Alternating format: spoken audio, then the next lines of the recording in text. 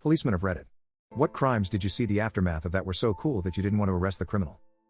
My friend is a police officer in Berlin. He and his colleague were sent to an incident of domestic violence. A guy was beating up his wife and the neighbors called the police. When they arrived at the scene, they found the son of the wife beating up his stepfather, who was trying to fight back but just catched one hit after the other. The son made sure not to hit his stepfather's face, and when asked later he said, "I didn't want him to drop unconscious. I wanted this to last.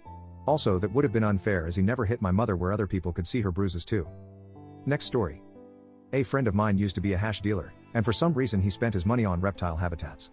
Giant glass enclosures, connected by tunnels, plant life everywhere, dozens of different reptiles living in a lush green world. When he got busted, cops were calling other cops to come take a look. Some even went to get cameras. This was the 90s, because they were so blown away by what they were seeing. Of course they still arrested him, but in the cops' eyes he had become cool reptile guy instead of just another drug dealer they were arresting. Next story. My uncle is a cop in Philly. They arrested a guy who in one night put up a 20 feet long 10 feet high mosaic mural. Next story.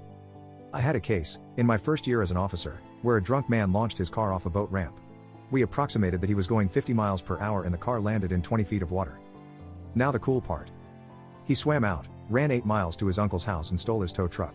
He then drove the truck back, swam down and hooked the tow cable to the axle of the car and then proceeded to pull the tow truck into the water as well. We were called on scene and we could only see the headlights and the tip of the hood above water. He was passed out asleep on the dock next to it. Next story. Not a policeman, but a cool dude. Police guy stopped me for speeding one Christmas day many years ago. I was late for my night shift at work, so was in a hurry. When he stopped me, I was thinking, crap. I am a big black guy, in a BMW with tinted windows. Surely it looks dodgy as hell. I live in the UK. After apologizing, explaining and showing him my details, he knew I was legit, and not trying to pull a fast one, so he said follow me, and he put on his police car light on, and helped me speed through the traffic to be at work on time for the night shift. To this day I see him around and buy him a beer in the local pub whenever I can. Next story. This reminds me of the story of Tommy Fitzpatrick. In 1956 he stole a small plane from New Jersey for a bet and then landed it perfectly on the narrow street in front of the bar he had been drinking at in Manhattan. 2 years later, he did it again after someone didn't believe he had done it the first time. I bet the cops that arrested him were very impressed. Hell, he didn't even end up getting that much of a punishment for either crime.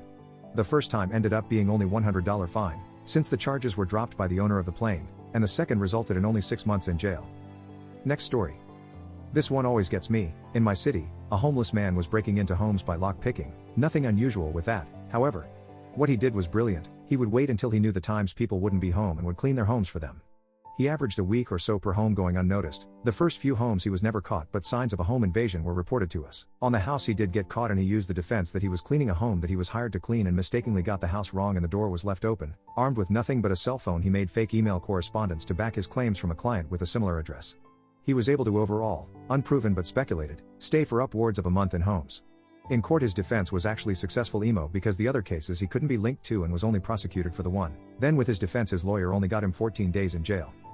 Guy never took anything outside of food. He would clean their house, eat, shower and nap, and then leave.